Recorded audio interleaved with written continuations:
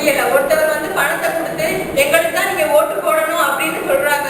ஆகா, மக்களால ஒரு சின்ன முடிவு கூட எடுக்க முடியல. இதுவும் ஒரு ஊழல் தான். இது வந்து வெளிப்படையான ஊழல். இதையும் மக்களுக்கு தெரியாம மறைமுகமாகவும் ஊழல் நடக்குது. இப்ப வந்து 2 பொருள் வாங்கினா ஒரு பொருள் இலவசம் அப்படின்னு சொல்றாங்க. இது மக்கள் ரீதியா தள்ளுபடி அப்படின்னு இருக்கு.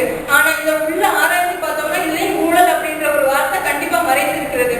அதாவது 2 பொருள் வாங்கினா அந்த பொருளோட தரம் குறைவா இருக்கலாம், அல்லது அந்த 2 பொருள் ஒரு பொருளுக்கு இருக்கிற விலையை கூட்டி கொடுக்குறாங்க. இந்த மாதிரி நிலைமை தான் நடக்குது. அதாவது மக்களை எப்படி ஏமாத்தலாம், எப்படி நம்ம பணம் பறிக்கலாம் அப்படின்னு நிறைய வியாபார நிறுவனங்கள்ல வந்து நினைக்கிறாங்க.